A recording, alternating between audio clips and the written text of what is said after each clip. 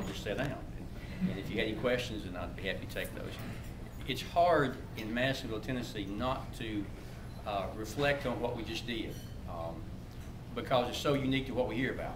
What we hear about, if you turn on the news, is trouble around the world, the economy's going south, most people are mean, and the world may just blow up tomorrow. What we see in Madisonville is the Pledge of Allegiance, a prayer to our God, and a song that just about makes you emotional. And you look out the window and you see 300 American flags waving in the wind. And you think about what we have as a community is really probably more typical of what America has than what we see on the 6 o'clock and the 7 o'clock news. So from my part, I would encourage you to not even turn that thing on.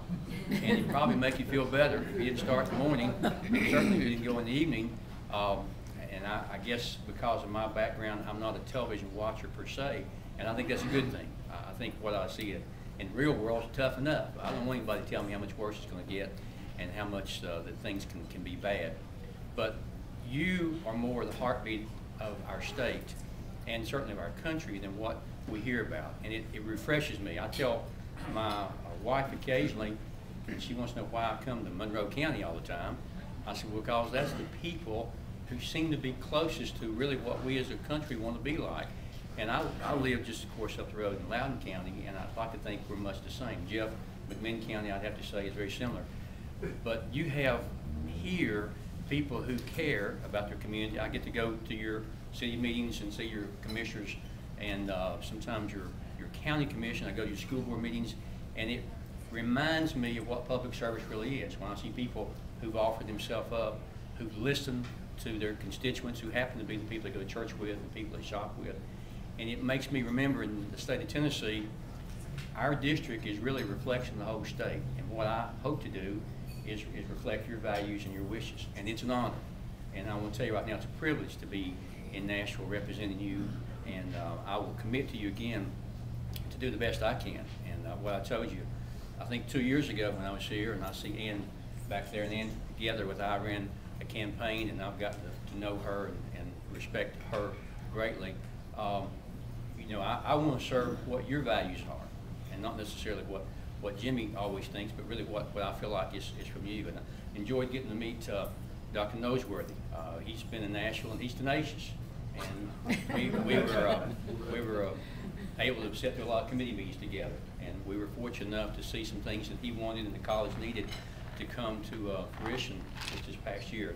Mayor Watson, who's been a friend of mine for a number of years, we served on board together, and I've got to be more than just an associate. We've developed a friendship, and I think we work well together, and he represents your county, and I enjoy interacting with him. We were in Nashville together on Monday trying to see some interest that you all needed here in the county and certainly in Loudoun County. A couple of things that happened maybe in Nashville, and then I seriously would like to just stop and take some questions that touch maybe all of us, and everybody's interested in you know, what did we do, what did we accomplish, and what happened that maybe affects your life. I have to tell you that I'm a limited government type person. So I happen to believe usually the less government does, the better we are. So I'm kind of the one who stands up and says, you know, if people can accomplish this, and private business can accomplish this, why necessarily does government have to be involved with it? So I've kind of been on that side of the ledger and tried to make a point that in many cases what happens in the community and the business world maybe is as critical as what happens in the halls of government. So I'm not one. I noticed in yesterday's paper there was an article about bills passed and bills not passed, and bills submitted and bills not successful. I haven't been one to go down and just throw out a lot of great ideas and hope that they came laws. I've kind of thought most of the good ideas probably already happened, actually.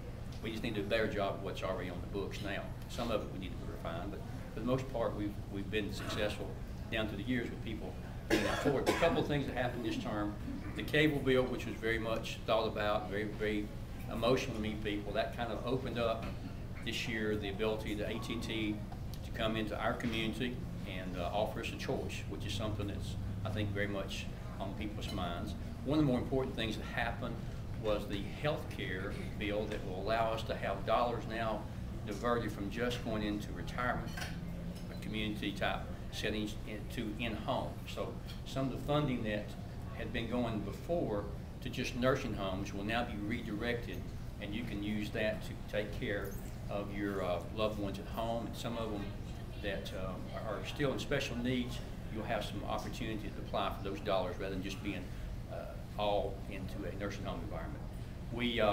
We talked about toll roads. That's kind of a critical thing now in the state, is our transportation. And as all of us have been touched by the gasoline situation, Mayor Watts and I were in Nashville, as I said, on Monday, and the commissioner of TDOT surprisingly said that the dollars are holding up for our state pretty well in relation to where we thought we would be with gas so high. So I think what people have been doing is small trips, local driving, rather than going on long trips.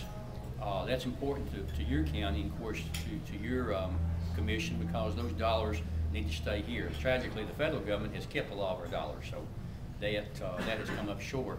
So we're trying to petition and see that we can get a larger percentage here in our community. Many of you know what's already happening inside of your county. Again, Mayor Watson says frequently when I'm with him and he's speaking that you live in about the 5th fastest growing area in our region, and one of the fastest in the whole state. And I think with that comes challenges, but also with that comes a tremendous opportunity. And I know the City Council here in Madisonville is struggling with infrastructure issues, wastewater issues, and with growth comes some of those challenges. Anytime you get more folks coming in, there's a large growth getting ready to happen over in the Greenback area. The Niles Ferry Industrial Park is getting ready to have large growth, of which will be more students into our schools, more challenges for the school board to deal with. So some of those things are happening around us. Maybe it's a good time, if anybody had a question, to just kind of pause and see if there's an issue or something that you got on your heart. Again, if Mike were here, he'd field all the tough questions, the hard questions. I can kind of get through. But, yes. I read in the newspaper just recently about the cigarette tax, and that people around the borders are going across the border to get cheaper cigarettes. Well, I was led to believe that if we passed it, that Kentucky would also increase the tax on cigarettes. Do you know anything about that? Well, here's what I do. If you change people's taxes, you will change their behavior. And when we in the state decided to go up dramatically on the tax of cigarettes, and I'm not a smoker, so I'm not trying to support or in any way say that was philosophical, but I will tell you, when you change the taxes dramatically, as we did, they'll find another way to buy that product. And cigarettes is a perfect example of that. It's now shown that they're going either out of state, which in most cases we think that's happening. But we have to be careful in government that we don't think that a good idea is maybe a far-reaching idea. In Loudoun County, for instance, we're on the ballot in a couple, well, probably 6 weeks, with a wheel tax of $50. We never had a wheel tax before. Now, to go from 0 to 50 is not probably a way to win that election, but that's what they chose to do. So sometimes the right kind of idea, even if you don't support that, but you can just do too much, I think. What do you think we're actually losing taxes by people buying them over the border rather than paying the 23 cents? Absolutely. There was an article in News Sentinel, I think Monday, that spoke about some folks in the Chattanooga area that were actually noted in that article as doing that very thing. Now, you would think the gas would overcome the savings they would have in cigarettes. I think it actually catch up with them. Gasoline. Yes, you. Tobacco use is a really big issue to me because I'm in healthcare. Right. And my take on that is that raising the cigarette tax